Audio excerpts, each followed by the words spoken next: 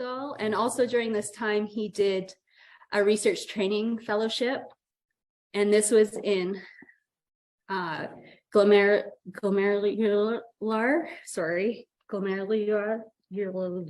I'm going to mess that one up. You think it's a science word, I would be able to say it, but in cell biology, and he graduated with his PhD in 2009.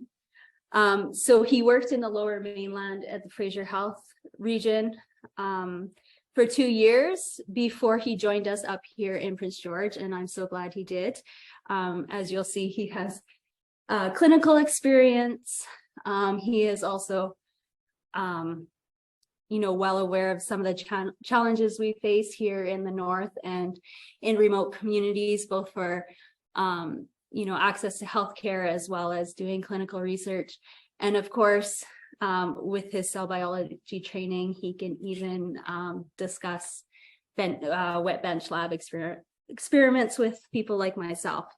So without further ado, I will get him to come up and have a discussion regarding the Northern Center for Clinical Research.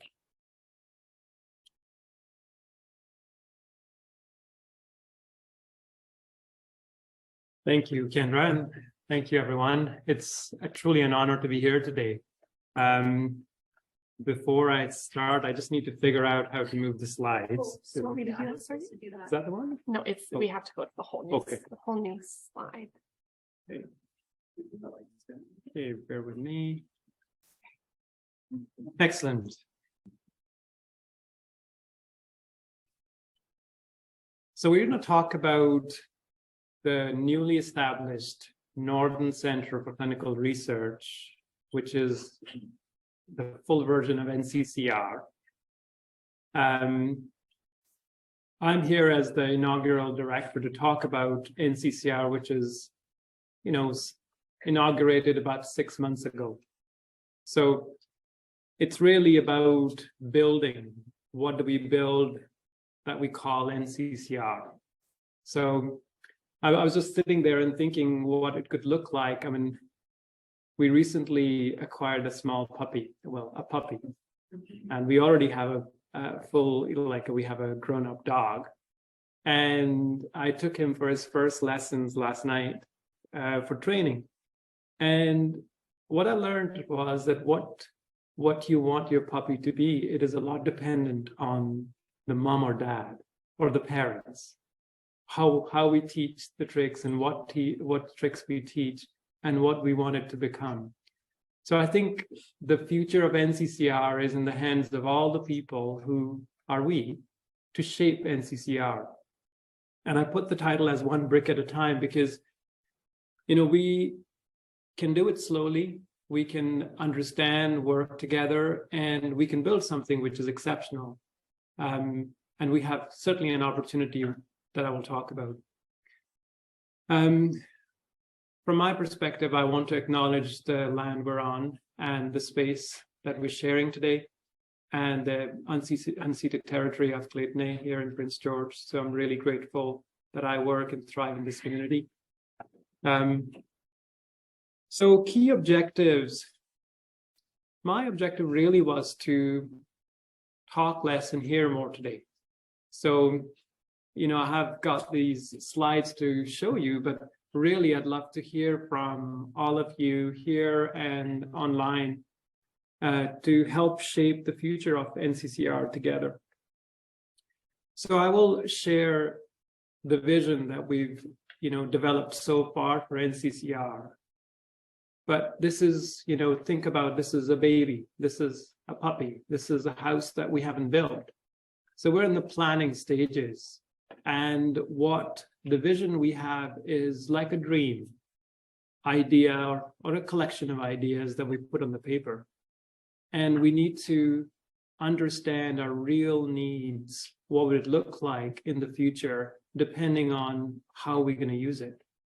So I will really value your perspective, whether you're a scientist, administrator, student, to understand how NCCR will fit into your vision.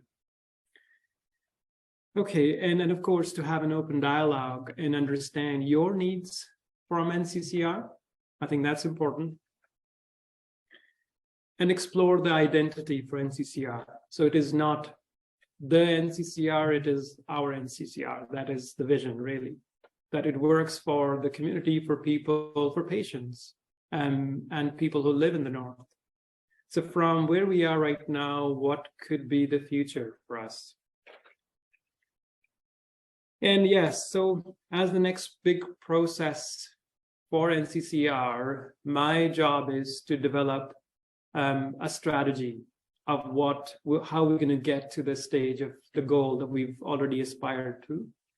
So how I can seek your input, how would you like to be engaged and be part of it?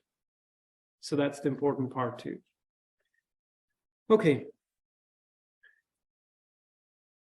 I don't need to convince you that research is important, but this was interesting as I was doing some research around NCCR's development, that the government of Canada actually looked at how do we unleash innovation.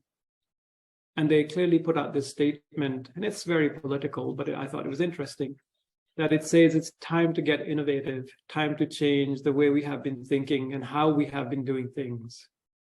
It is time to work collaboratively to make the system more responsive to the needs of Canadians. The time is now.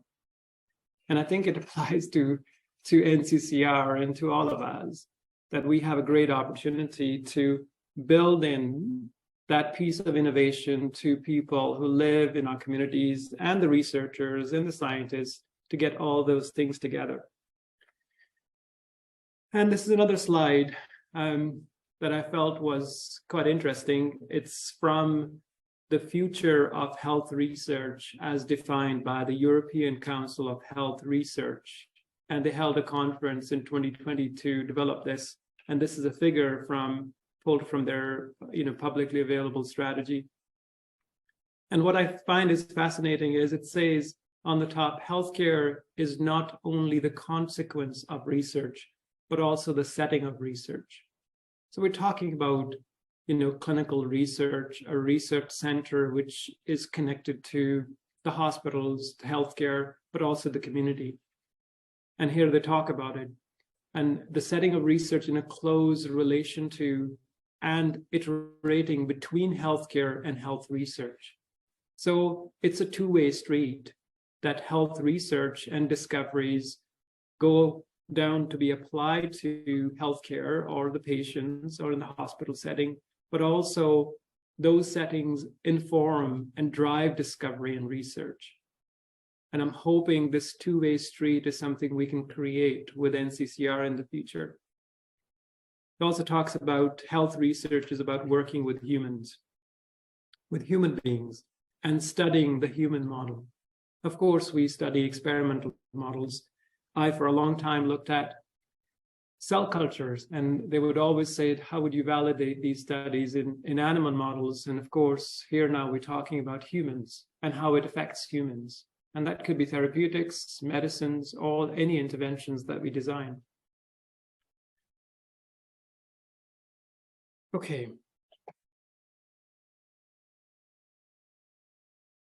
So we have some gaps, and clearly they were identified before we had a vision for this Northern Center for Clinical Research.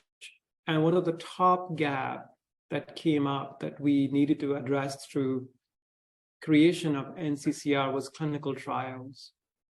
To put it in context, that if you lived in the North and you had some sort of kidney disease, particularly diabetic kidney disease, until 6 months ago, you could not have participated in a clinical trial for a new innovative treatment because we don't have the infrastructure to support that at all, let alone people who have an organ transplant and live in a rural community. And if there was an innovative treatment available, that would not come up to North. They'll have to go to Vancouver, now Victoria, and Kelowna to get it.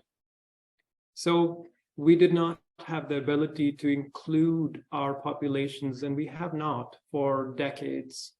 So our folks in the North have been excluded from any clinical trial, you name it, during COVID. We could not let any of our patients in our ICU, in our hospital, participate in those innovative treatments. We did apply the learnings from those treatments to our patients. But you can see our population miss out because they are not included. So we may not understand the impact of those treatments in people who live in our communities. So we adapt and take research done elsewhere and apply it to our people without having the ability to test it in our people. And that has a huge impact. I mean, huge impact if you have any kind of chronic disease. So this was a big gap identified by the organizations involved in the NCCR, but also by the clinicians, communities in the North, that we should have ability to bring clinical trials to the North. The other main thing that came out was support for clinical and biomedical research. That we have great biomedical research going on, clinical research that goes on in the North, but we have no ability, no connection and support when you need access to the hospital system or the patients, or limitation. So we needed to create a system with the help of NCCR to have that ability, so that anybody who's in the university trying to do research, they want to recruit patients, there is help, there is some mechanism, there is a process established. And NCCR, the hope was they could bridge that gap. And of course, recruiting the research faculty. So who's going to do the research? Having the infrastructure to recruit faculty and having the support and the equipment was, again, part of it. And of course, not the least, involving patients in communities is very important. Once we have an infrastructure to do that, it will enable participation from the patients and the communities. And to say that these gaps, it wasn't such that this work was not going on. We needed to do better, improve the mechanisms of what was going on and fill up those gaps. So the Northern Center for Clinical Research, as you've heard, is really governed by 3 organizations, UNBC playing a very key role in it, along with UBC and Northern Health. Northern Health being the health system where it would be applied and hopefully based to some extent, but also UBC and UNBC to bring the expertise from the research perspective. So that was launched in June this year. And the vision at that stage, which was really put out, was a research center that fosters collaborative clinical and medical life sciences research, leading to innovation of processes, practices in northern, remote, rural, indigenous, geographical, social, and cultural contexts, and increases accessibility to and participation in research opportunities for people of Northern BC. Just wanted to highlight some of the important things that I felt was important.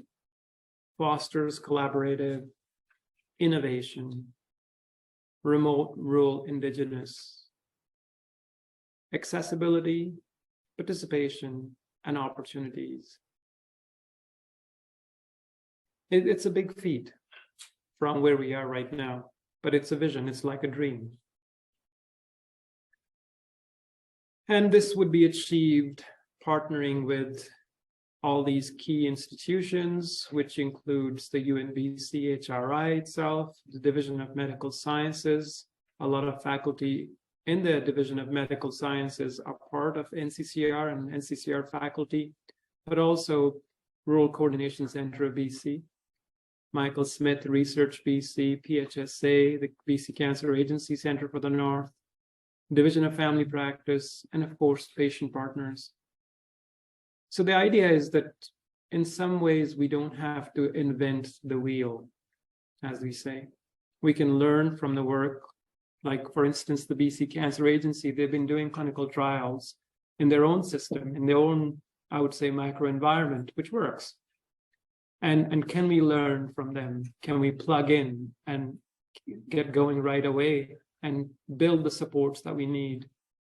Divisions of family practice, can we actually bring research to the community? That's a great idea. And of course, Indigenous partnership. When it comes to clinical research and Indigenous communities, it's very important. There is a big element of partnership engagement because clinical research carries a different meaning to those communities for the right reasons. And it's very important that we engage and understand how we involve our communities in those areas. Okay, so this was a tree I made a long time ago with the goals of what we wanted to do. And at a very higher level, it's still kind of applicable. So I put it there. So our goals with NCCR really are to build capacity to do research. Okay, that's very important. Equitable access, so that everybody who is involved in the North has equal, equitable access, so that we can share resources. Cultivate and nurture, so we help people who are interested. We cultivate their interest and we nurture the ones who are doing it so that we can grow together. And integrate to our health system, learning health system kind of energy. And of course, once we've achieved something, activate more people to do more and disseminate our learnings and our experiences. And that's all growing on the bed of engagement and partnerships. That's basically the blueprint of anything great we've ever achieved in Northern BC. With engagement, partnership, that's been really the bedrock of a lot of things. And I think that is our strength, trust and relationship. This is really important. Okay, so again, our 5-year goals, when we thought of NCCR, were something like this: building research capacity, equitable access, to have a core staff, research infrastructure, training for research, collaborations, embedding patient voice in advocacy groups, meaningful engagement. It's a big word, meaningful engagement, but it's very hard to do. And using the partnership to help us to do that meaningful engagement.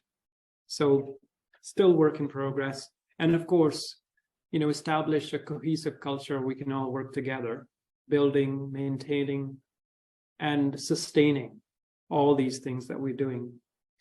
Harnessing a collective strength. Again, this is very, very important, but very hard to achieve and very hard to look at what measures to look at from a researcher perspective, and create that vibrant interdisciplinary access for researchers. And help new investigators, secure competitive research funding, be recognized for their excellence, both nationally and internationally. So these are kind of, goals, but doable. And integrate research to be intrinsic. It becomes a job of anybody working in healthcare to participate in research. They see it as their job. They see the value. To have institutional platform which enable us to make it easy for participating in clinical trials. Again, work in progress. Connecting clinical and life sciences. When I was working in the lab, I had to go, I was funded by Wellcome Trust, and I had to go and see the fundraisers one evening and give a talk there about my cell culture and what I did. And there was this woman who got up and said, "How is this, Dr. Singh, your PhD going to help my rheumatoid arthritis?" And I said, "Oh, not for another 20 years, maybe." So I was taken back that all this work that I'm doing, and I'm, getting this research scholarship and papers, actually is not going to impact that poor lady for a long time. It doesn't mean that innovation, doing all that stuff is not important. It's very important, but having that thing, how is this going to connect? Am I asking the right questions is very important. And of course, to have the patient-oriented, patient voice in it.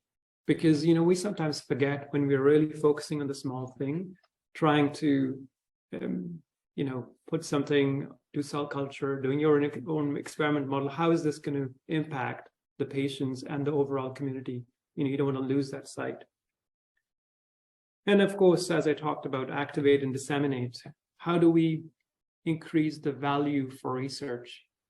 Somebody asked me about 10 years ago when I first came here, and I said, I'm interested in research. And he said, why do you come to Prince George then? I'm like, to do research. I said, yeah, people who do research don't come to Prince George. And I was taken back. And I'm like, oh, that's surprising.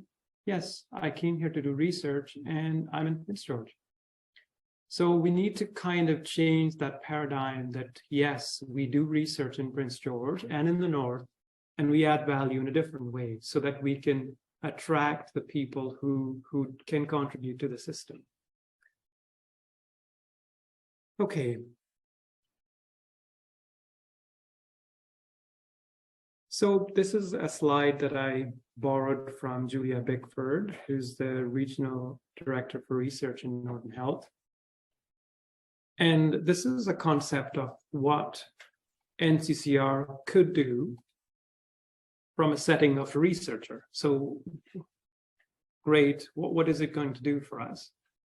And I like this slide because it kind of, to the pragmatic who wants to see, okay, well, what are you going to do?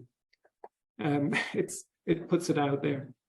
So it's like a flow diagram, so I'll just run you through it. So when you have, or a researcher or anybody has a research idea, and I hope one day it's patients coming to us saying, I want you to research this, you know? So research idea, the researcher approaches NCCR, that how do I get this going? And the NCCR has the ability, thinking, infrastructure to guide them. Either send them to another collaborating partner institute, for instance, HRI, or help them design the study, get the ethical institutional approvals, regulatory approvals, contracts, finance, all that, and coordinate their study. So that is the dream, to do all those things, which most of these things would live in most contexts in Northern Health for clinical trials perspective, but they could be outside in another institute as well, depending on the question being asked. So this is what NCCR would do for a clinical research project, but also guide them to another place where it might be more appropriate. So what is NCCR right now? So this is the chart in our original proposal to UBC, UNBC, and Northern Health, where the tripartite collaboration, you can see the Vice President of Research, UNBC, Kathy Lewis, is part of the governance committee. Vice Dean of Research, UBC, Rob McMaster is there. And Vice President of Quality and Planning, Northern Health is there, Fraser Bell. And I report to these three people, which are part of the governance committee.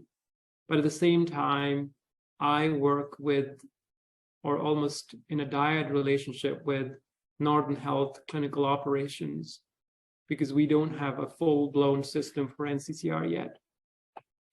So right now we have a research manager that I share with Northern Health.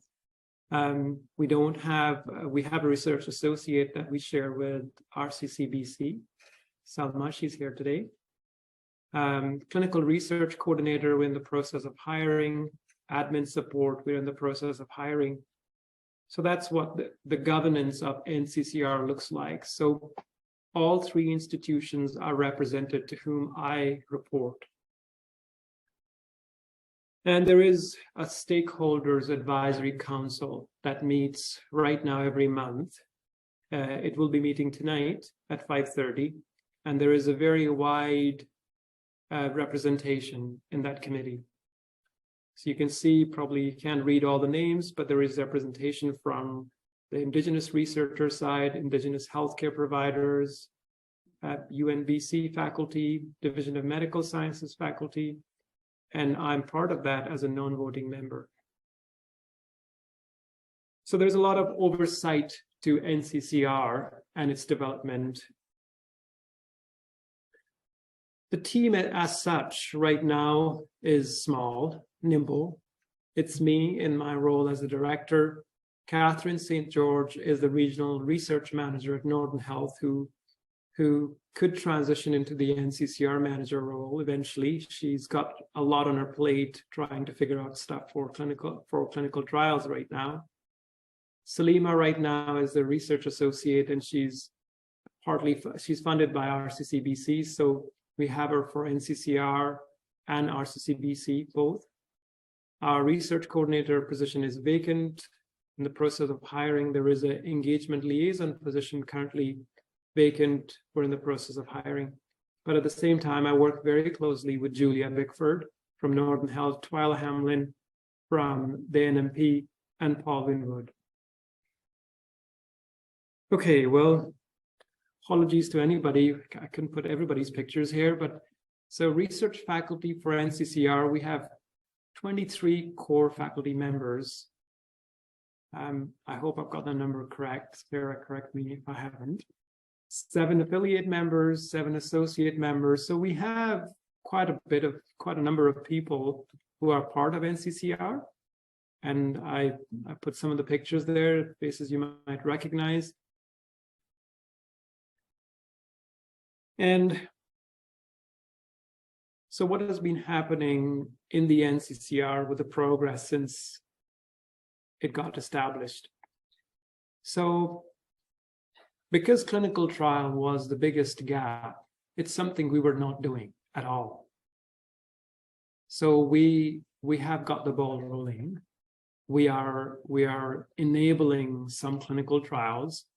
We're in the process of streamlining a lot of processes that we have in Northern Health, mostly around consent, ethics, research coordination, regulatory approval, operations, quality management, IT, clinical trials management systems, and an advisory group to guide which clinical trials are appropriate to participate in and not. So those things are going, and I think thanks to Julia and her team, we've made great progress there. We've actually come a long way in the last 6 months alone. We have at least 4 clinical trials on the go right now, and 2 in consultation with BC Cancer, and 3 independently, which is amazing from 0 in the last 6 months. I can't take any credit of any of this work. The leadership, we've tried to clarify, so we're now meeting as a governance committee every month, bi-weekly. I meet with the manager, the Northern Health manager, to understand the logistics of what support she needs. You know, I've got a good relationship with Northern Health in terms of Julia and her team. So currently, the major stuff we're working on is the financial sustainability. So what is important is that if NCCR is to stay, how do we sustain those core people who are going to work there permanently? Because when we post a position for 6 months or a year, nobody wants to take it. So we're looking at some important things there. At the same time, there are governance around discussions around Indigenous advisory panel. So in terms of how to approach research from the Indigenous lens, we want to get wisdom there from the advisory panel, which is in progress. And just going to move this. The other major bucket of work is stakeholder engagement. There is an established advisory council which kind of guides overall direction, the number of names I showed you before. There is a community liaison position that has been posted. Hopefully we'll hire somebody in the next month or so. But also, I'm now going to start working on engaging the faculty at both UNBC, Division of Medical Sciences, and and UBC. People are interested in doing research in the North. And of course, consensus. So we need to kind of work on getting consensus around Indigenous engagement. It feels like we're all kind of trying to do the same thing from different organizations. So we need to understand beyond the table from UNBC, Northern Health, RCCBC, so that when we approach Indigenous communities, we have a unified voice when it comes to clinical research. So that's the kind of flavor of the work going on. Okay. So my idea was to not sort of talk too long and have this more like a dialogue.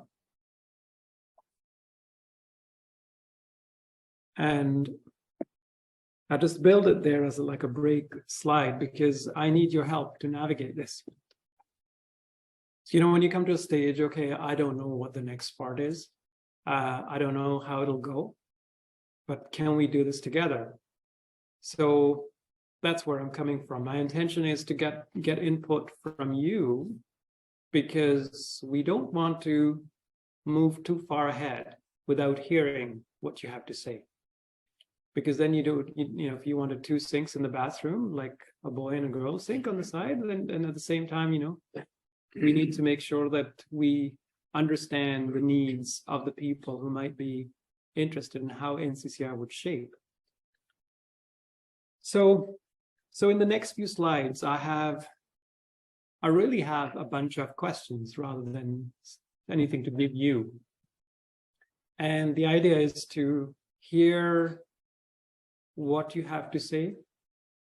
So if you need to grab a drink or coffee to refresh your brain, do so.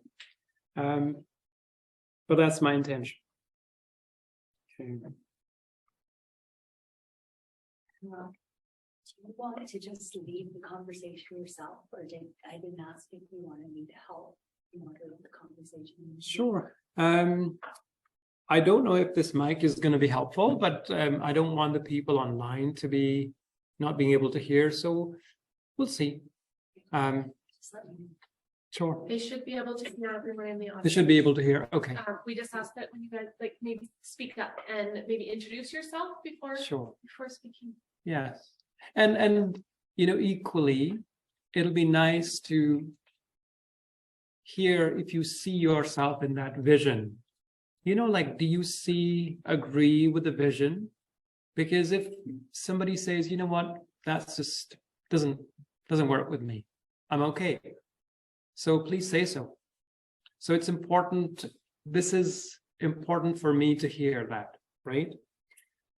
Okay. Right. So just starting it off, really, from where I see things, we really need to transform our research ecosystem.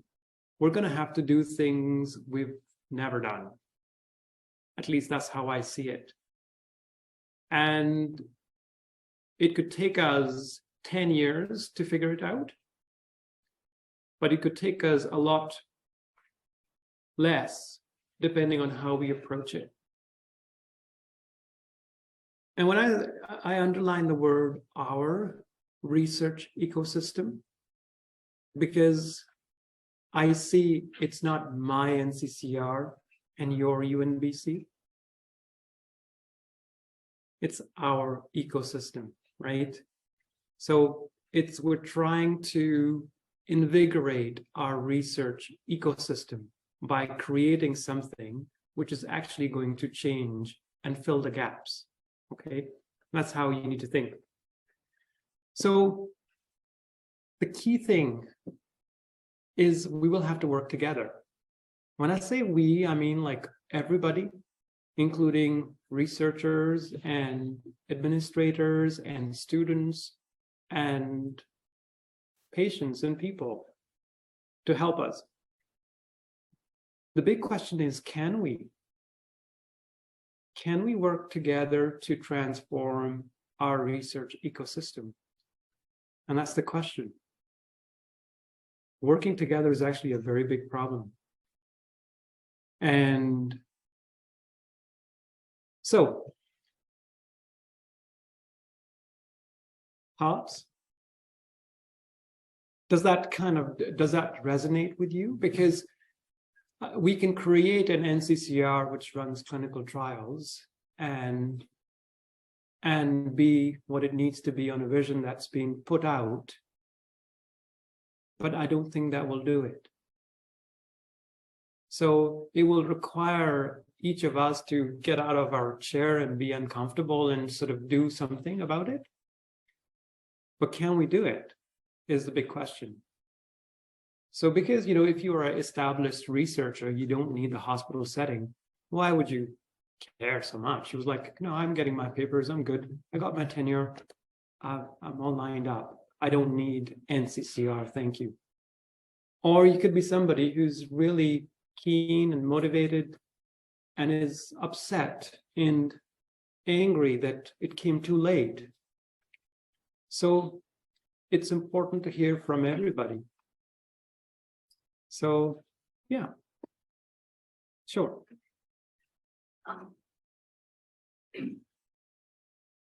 So you mentioned some of the gaps that the center is trying to fill, and I like the concrete examples of what you might do. But just from somebody that's coming from outside of clinical research a little bit, what is the definition of clinical research in the context of the center? Is it just those clinical trials, or what kind of umbrella is the center going to have in terms of, the ideas and the projects and the research that they're going to support? That's a great question. One thing I've learned is in our world as human beings, we like to, as in generally, we like to define things. We like to have concrete boundaries. But actually, I don't see clinical research having boundaries. I do say clinical, medical life sciences, you can make it broader, Kendra. But really, if you see what you're trying to do is transform the research ecosystem for anything that benefits our communities, right? So I don't believe in a definition when it comes to clinical research. That's my personal opinion. But at the same time, I think for funding and everything else, when you apply for grants, there is definitions as you move up, right? When you apply for a certain kind of research grant, you have to think where I'm going to apply. So there is some, element of pragmatism there, but at the same time, for something like what you are doing, how your, bent research could impact people is a very interesting question, which could come and inform your next step from people on the other side, right? So I think we don't have to silo it. In fact, I think it'll help us if we don't silo it, because a lot of good work that we do, when it gets siloed, it gets, we can't move ahead. So I personally don't think we need to quite define clinical research. Look at what the value is. So moving to value-based system to, which is much better, what value this adds to my community versus whether it's clinical, life sciences, or not fitting my box. Do you see? I think that approach would be better.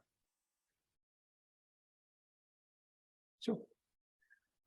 I'm just thinking that, like you said very nicely, that we all work together, all stakeholders, right? This is very good point, but I'm just thinking that I don't know this part. I have gapped this, like what researchers, what clinicians need, what kind of support they need, and kind of people or participants from the community. Those are expert in that area, and we want to know, with the help of research, their perspective, and what kind of support they need to be part of research. So those things I feel are gaps for me. Sure. If the knowledge is available about not like what kind of needs are from clinicians, what kind of needs of researchers, and what the community needs from us. So if that is known, need to be shared. If not known, need to be like find out. That's what. So yeah, no, totally. So just rephrasing your point is that we need to ask the people doing research or interested in research, what do they need to help them get the support so that we can do what we're trying to do. Great point. Absolutely. Because, in that slide that was presented in the previous presentation of NCCR talks about training and scholarship and other support. So we just need to know what kind of training is required. What is the thing that can support clinicians or they want to learn to engage in research. Yes. So those training part could be understandable for us if we know that. Yeah. Yeah, that's a valid point. I mean, just think that to start something like NCCR, we had to borrow a concept, right? So I wasn't there when this was dreamt of, but let's say we had to borrow what an NCCR could look like and have things there. Whether it applies to us is for to be seen. So whether these ideas, are they validated, how much, maybe we need different kind of support. So what you're saying is engage and talk to people and understand the real needs so that we can get supports what people need, not what we think they need or might need. Okay. Great. I think there's a couple questions on. So, sorry.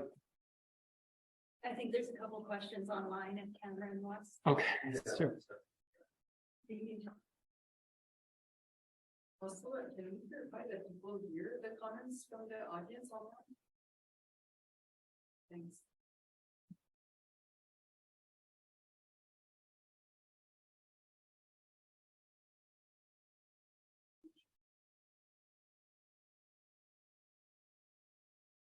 It's Dave's. I'm just reading in here. Oh. Just came up here late.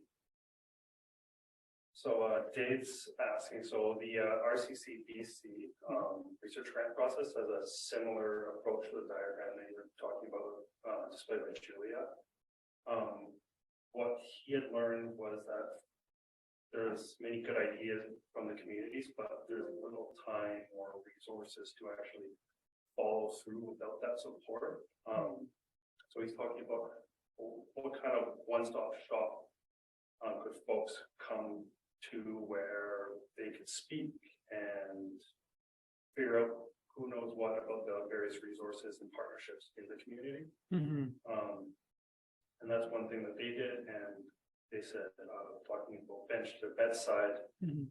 And just what are your thoughts on bringing something like a bench to bedside or a community to bench approach and that sort of concept? Sure. No, I think they're great ideas. So the first one is, could we create a forum or platform where people with ideas can come and see what resources they might need, what NCCR can offer, or direct them. I think that's one of the purposes for NCCR for sure. Okay, and the bench to bedside, of course, that's important.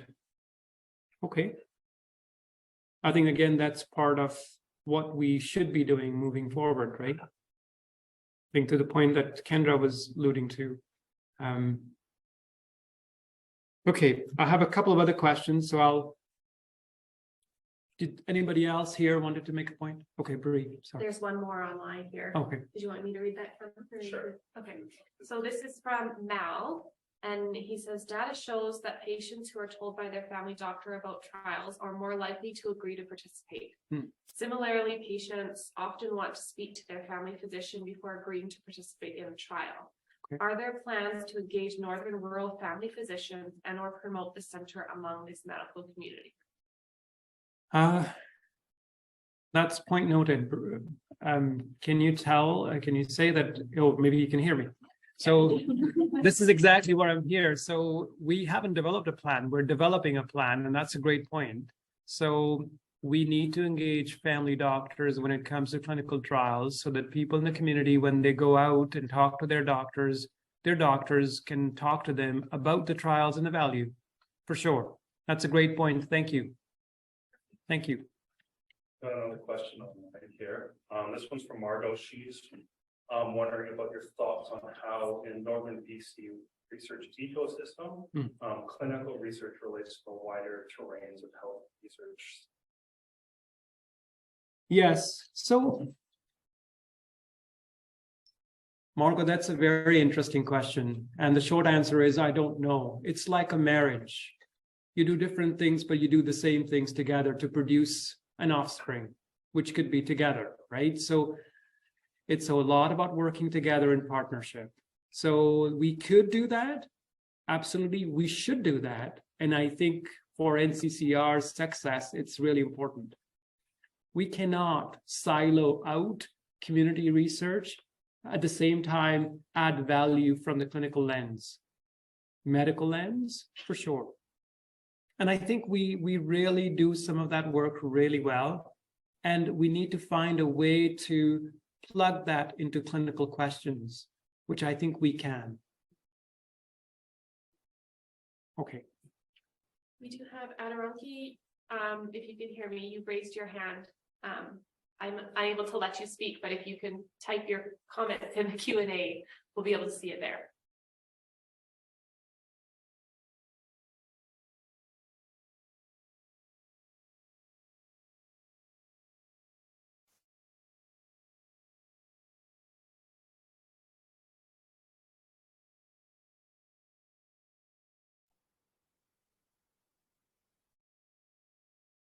Can he be unmuted and be able to speak? Unfortunately, we don't have a speaker, like it's just a speaker, not a microphone where people can talk. So, okay. Margot has another question here for you. So she's asking how you see Northern health research, including the NCCR, contributing to international research leadership in rural, remote, and indigenous contexts. How do I see it? Yes. With your help. I do see it, but it requires a lot of all we need to do together. So can we create something that could be excellence in what we should be doing in our area, like rural, remote, indigenous? Absolutely. We are the place to do all this kind of research. And can we really excel in it? Of course, with the help of people already doing this stuff. So that's how I see it. Yeah. I know you have Anurag other questions, so if you want to. No, I mean, these are just kind of questions. I think this covers a lot. It's a very broad topic, but the idea was that, oh, can we work together? The idea is very, it kind of shakes us a little bit, right? It just feels like I feel insecure when I talk about it because suddenly, you've broken the boundaries and you don't have the fences and you share yards, that kind of thing. Like, oh, you can come play here. Wow, okay, I suddenly have a big yard now. So think like that, right? So it suddenly opens your horizons of what you could achieve. Okay. So again, I don't have a ton of slides. I just have questions. So yeah, so I'm thinking about, the concept. When I came in, it was a lot about, can you tell us about NCCR? And I'm like, what can I tell you about NCCR? I don't know anything about NCCR. NCCR is your brainchild. And I think to make it our NCCR to all the things we want NCCR to do, rather than feeling that he's going to make NCCR do something that we will not be part of, right? So it's like NCCR cannot be anything that we don't want it to become. That's how I want you to think. And because it's for us, and UNBC for sure is partner in that, it's also for our people. So we need to kind of think that, oh, what can I do to help NCCR be what it needs to be to help the people? So again, a concept that I wanted to share. So one other question, which is kind of, what role can NCCR play to transform clinical and life sciences research ecosystem in Northern BC? So it's a version. So I'm not saying NCCR is going to be the one changing everything. What I'm saying is can NCCR be part of it in what you're doing so that we can achieve, in Michelle's words, even higher together, right? Remember, Michelle, that jump that we did? Yes. So think about how NCCR can support you in whatever you do so that you can jump higher, hopefully together with a partner. We can achieve a lot more together, right? So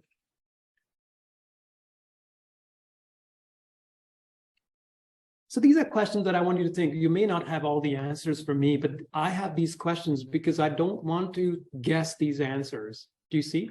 I don't want to formulate these answers and think, well, I know what role it plays because I've been in the job for 2 months, so I figured it out. So, and the other main part is, how do you see involved in NCCR? So in where you are right now, you may not be a clinical researcher, but how do you see your involvement in shaping the strategic plan? So remember, we talked about that dream in the beginning, that NCCR is a dream, like we want to get to that. And there are big kind of ways, you know, a lot of things that needs to be done. So how do you want to be part of it? And how can we reach you? Because it's like an organization which hopefully be part of everybody. How do you see being part of it? So do you think you want to be in a committee? Do you want to be engaged in a survey? Do you want to be part of a conversation? You want to be part of a seminar, event, all those kind of things? Or not interested at all? So that's important for you to think, because now is an important time. Once the building is shaped, it'll be very hard. Not hard. Okay, let me change that.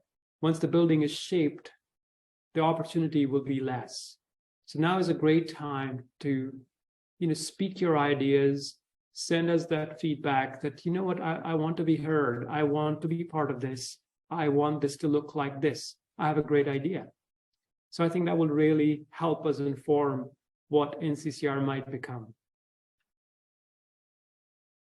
Any other thoughts on this? Sure. So, so my name is Annie. I'm a faculty in psychology. And I think that this is, to me, again, it's very interesting I really like the approach, and I really like the position of humility that you're presenting with the center, because the center is coming with a lot of potential, but also a lot of unknowns. And to follow your analogy of opening up your fence, open up your fence goes with discovery about more like a bigger playground, a more equitable playground, but also possibly like unknowns too. So there's reason for why sometimes fence are built, and there's definitely reasons for why fence needs to put down. But in this process, it's a process that is relational and that demands building trust. And I think that and I feel like this is something I see, and your presence here to me is really kind of a call for this, and I really commend you for this. As to, again, coming from maybe a very kind of personal, what do I see? How do I see the NCCR in my research program, and actually my department as well? I think this is difficult to answer, but also I think that joining in ecosystems is basically mean that there's systems around it. And I think that understanding how it can fit, it also means like how everything can thrive with the NCCR in it. And I think that this goes by building actually a trustworthy relationship with all the partner UBC, Northern Health, and UNBC.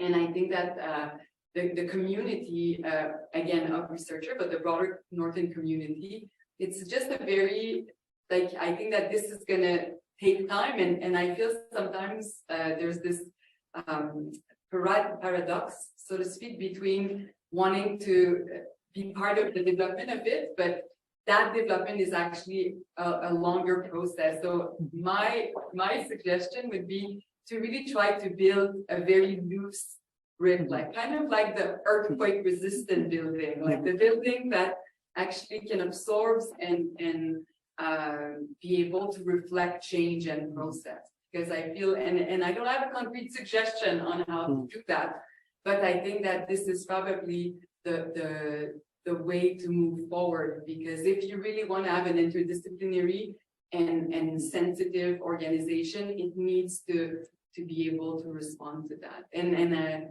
I'm personally trying to find ways of doing that with my own research. And if we can find a way to do that at the institutional level, well, that I think that's a place when the NCCR could really thrive and everybody could thrive.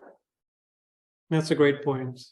That's a great point. Thank you for that feedback. I mean, clearly, you have to remember the context. The organizational context is very colonial, right? It's an idea that we're kind of following because we think that's how organizations should be. But what you're saying is that it's okay to think differently, and your feedback to me and me taking to my bosses saying, well, this is what the folks are saying. We can have this, or we shouldn't have this, is very helpful. So thank you for that. Pleasure. Great. Okay, yeah, Rob. I'm Rural Clinical Trials Manager at BC Cancer. I feel like NCCR could really have a role at a higher level in networking, kind of what you were saying, bringing everybody together and how to further as BC Cancer, and health clinical trials fit in. But also the question I was asked about role GPs, like we do a clinical trial and have a GPO and Terrace work on that and seeing patients for us, and I want to expand, but I didn't know that there's other GPs interested in that sort of work as well. And having NCCR as sort of this overarching organization who can network between all of us, bring people together, but also be a voice provincially, because I've been part of discussions provincially on Northern Health and us and other organizations sort of have the same problems in terms of lack of funding, lack of people with knowledge and skill. And NCCR could be the voice, I think, for the whole Northern research environment, provincially saying this is what we need to grow and expand and bring all of this to our patient population. That's great. Thank you. And I almost feel like it might be hard to do if you want to go that direction, to do that. Plus, at the same time, at small level, do study coordination. I almost feel like focusing on the broader picture now, while having all of us do the research with your support might be useful. Yeah, I mean, can you fly the plane as you're trying to build it? It's not easy, but at the same time, what you're saying makes sense to me. Totally. Thank you. I have another question online. Sure. So David asks, if we look at Boyer's model of scholarships, so discovery, integration, engagement, and teaching and learning, where does that fit into the NCCR and its partners, as the concept of ecosystem would seem to embrace traditionally more than what we might think of clinical research? Yes, so it's a concept we need to dissect and explore to the point that originally Margot was making. So how do you see the ecosystem? How can we influence the ecosystem? We are looking at NCCR right now with a very defined lens of an institution. Once we shed that lens, I think we'll start to see the ecosystem and the impact. So I think from what I take today, it will hopefully change how we look at NCCR, and we will reach out to people who know more about the ecosystem so that we can bring it to the level where it can be part of an ecosystem rather than be like a silo, right? Yeah. Thank you. Okay. Just as how much time do we have? You have, it's about 3:30, so. Okay, we have time. So I picked this slide, which I really liked, from a framework from Europe, developed several years ago, about health research in a connected participative society. So in that, we see societal participation and benefit, the central core. I mean, when we think about research and discovery, what comes to your mind is, clinical trials, benefit, therapeutics, commercial companies, pharmaceutical careers, people getting good papers out of it, But if you change the context to central to the people and the individuals and wrap around the discovery and innovation, and no matter how it affects, put the value in how it changes the community, I think the context changes, right? And it's the same in clinical care, right? If you take the whole thing about, okay, what does the patient need? The whole thing changes that, okay, we can't do this because it doesn't help people. So I'm not going to go down into the detail of this, but what I'm saying is that if for NCCR and our questions, we change the context and make people, patients, participation, society in the middle, I think it changes the whole paradigm of what we're trying to achieve. Okay, well, one of my major concerns is that we don't end up in silos. And we can all grow, and clinical research is actually growing in the North. And I'm really proud to see that. We're all sort of doing little things in our own little worlds, in our groups. But going to the previous point, can we actually work together? So there is part, when you're working together, you have to look after yourself, of course, but you have to give a part of yourself to the collective spirit. It's like a team. It's not just about you. It is about you, of course, but it's not just about you. And I think our real strength is working together. So if we break all these silos, we can achieve a large amount, huge amount, because we already achieve quite a bit in our individual areas. I know that. So it's a question, I don't know. How do we prevent silos? I can call something a network, but it isn't a network if it doesn't happen. There are several networks that don't work. So I will need to understand, talking to all of you and others, to prevent these silos, because that research ecosystem can only flourish if we don't have these boundaries. Okay. And almost finished here. I also kind of think, like, when we're talking about clinical research, what should be the identity for NCCR? So what is NCCR really? Is it like a coordination center? We have 2 or 3 people who just get approached by people wanting to do research, and I say to them, okay, you need to meet with so-and-so, so-and-so. Is it a network? Is it a hub? Is it a node? What is it? And again, something for you to think, because we're going to have more conversations. This is not the only time I'm going to come and see you, but think about it. How does NCCR fit in your work and could add value? By being a center of excellence of something, or a coordinating center where you just navigate things, or it's a host itself to a network. So what is the identity for NCCR? Should it be the job of NCCR to connect all those stakeholders, break all the silos, or should it be asking others to do that? Because that's a job in itself, right? So who should break silos? Should we be telling people break silos or doing it for them, right? Okay. So that's our yogi. That's a little golden retriever guy. He's super cute. And that's Vanny, our older 10-year-old Labradoodle. And they fight, and she disciplines him. So you know what? She tells him his place. He's going to be a lot bigger than her, obviously. she's about, 25 pounds. He's going to be 60 pounds.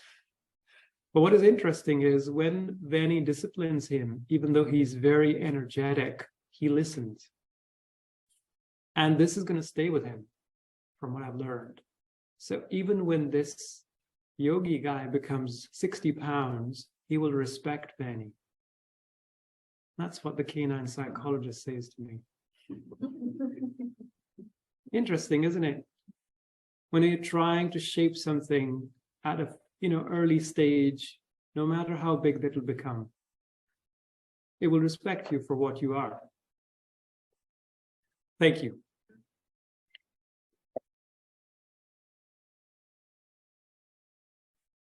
Well, thank you so much. You fielded a lot of questions already, but maybe I'll just open it up one last time. If there's any final. Sure. I'm Jennifer Cochran. I'm Mission FX grad from Privilege First Nation Yeah. in Ontario, and I'm a graduate student here at UNBC, with a Master of Health Science program, Margot student. Oh, nice. And thanks so much for sharing today. Yeah. And one of the thoughts that I had is wondering how we balance the horrific history of clinical research within Indigenous communities while at the same time supporting access and equity for participation. In my vision, I'm hoping for engagement in early development, and eventually it's sort of like an opt-in system in place for communities. I think one of my initial concerns and flags that I would love to participate like in your strategy development bit would be First Nations being left behind because of existing health inequities in data collection as a core, like to begin with.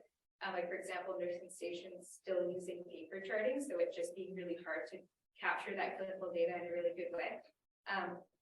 So yeah, those are just my comments and initial curiosities, and I really am hoping to get involved with your group.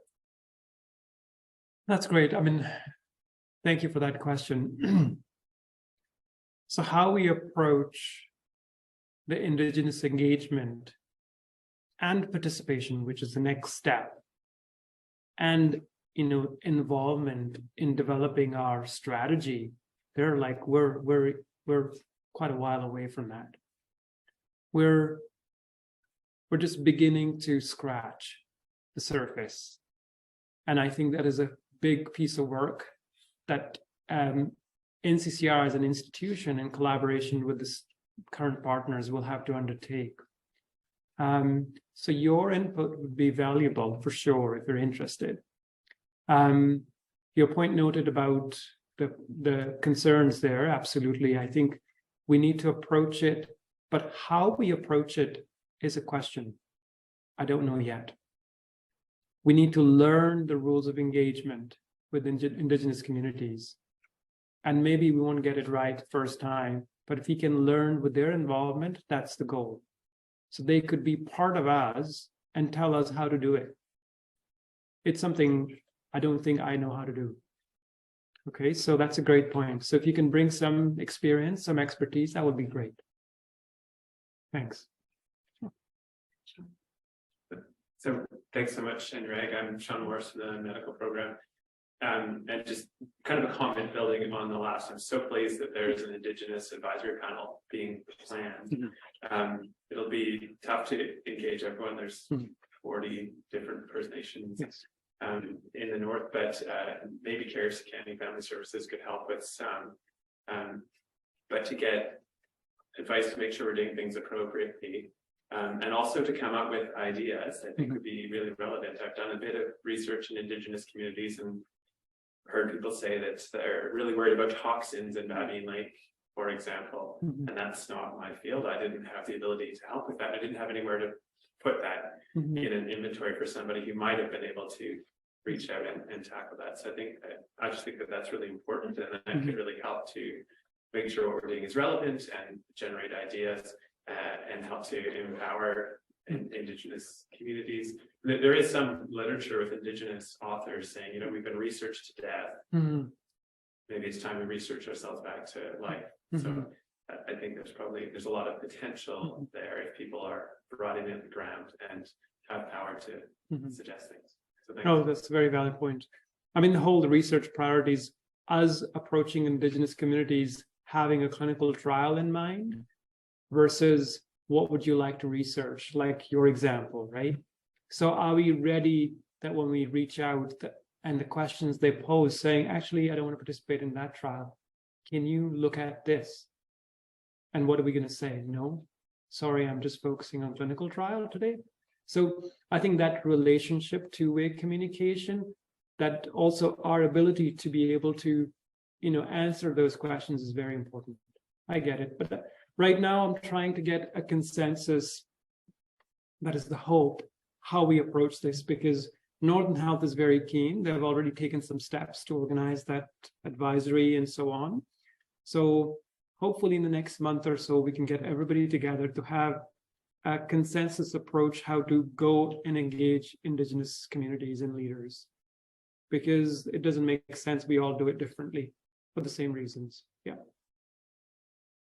Great. Go ahead. Oh, yeah. Actually, again, just a follow-up on the comment and coming back to this idea of ecosystem and this idea of clinical research. And again, I might be wrong because I have a certain knowledge of clinical research, but as you mentioned, it's broad, but often it's like, it's a company that comes that has an interest in having a treatment being researched.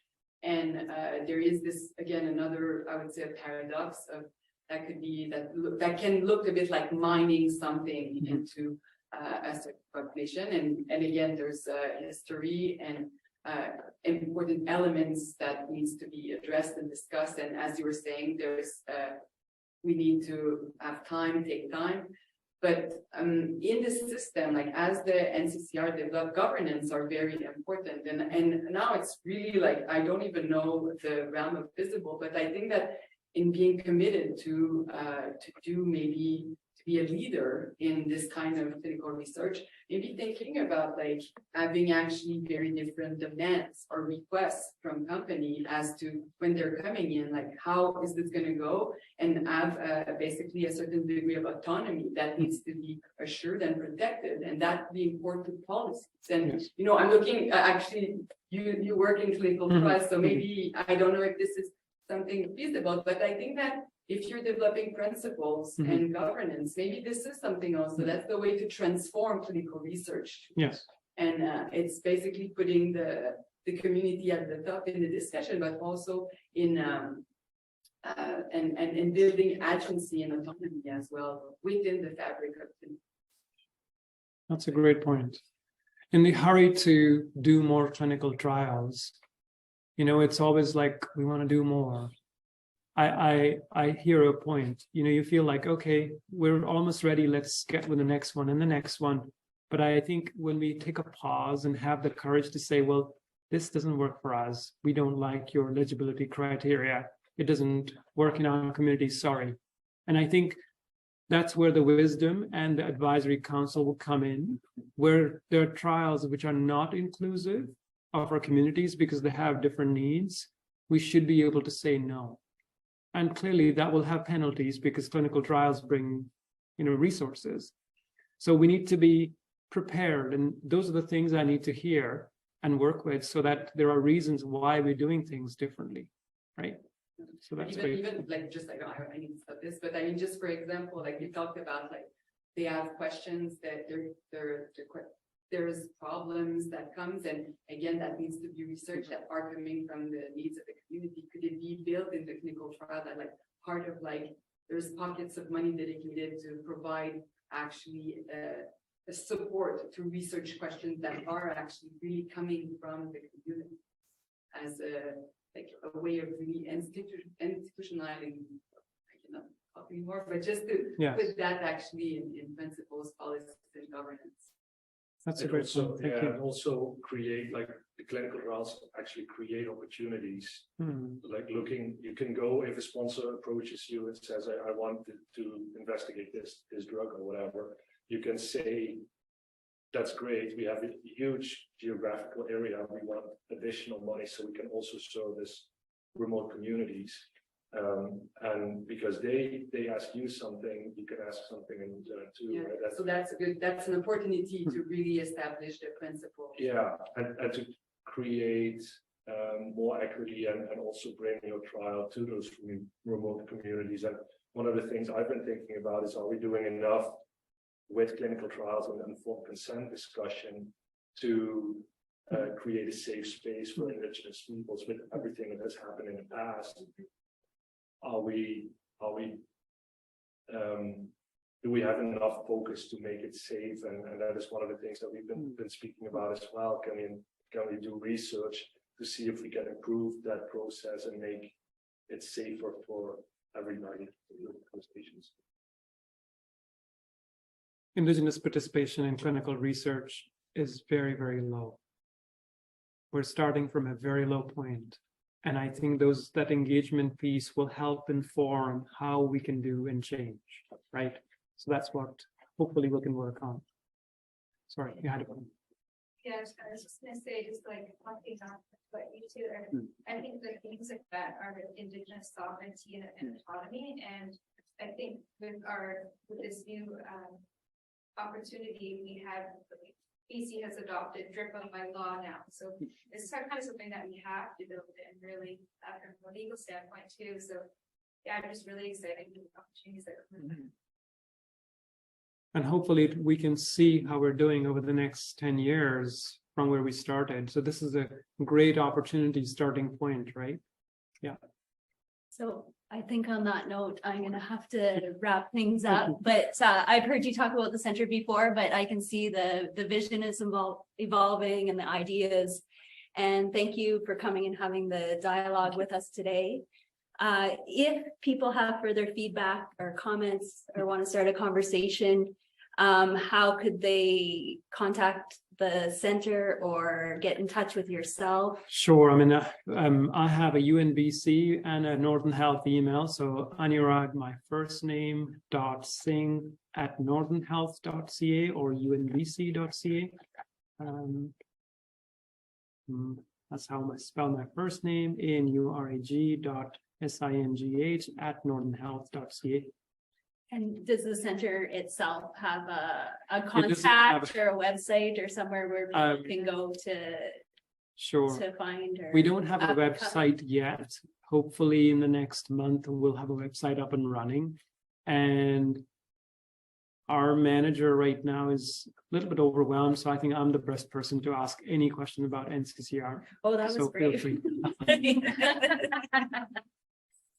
Totally. Great. There is one last question online from Margot. Okay. She says, I'm really curious the reasons behind your choice for the word research ecosystem as compared to research system. She's wondering if the idea of eco being Latin from Greek for household or home is part of this. And how do we do research that serves our Northern BC home, including the land and territories we are living in? Yeah, so inspired by the land we live in. So that's why I chose the word ecosystem, because it really changes our region and the lands of our region. So I think really I'm thinking about Northern BC, like the whole lands of Northern BC, then a colonized structure. So I wanted to use that word because I was hoping we can break those barriers. And to me, that word spoke more so compared to health research system.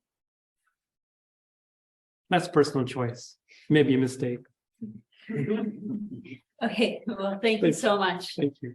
And thank you all for joining us and everybody online for joining us as well. Thank you. Okay.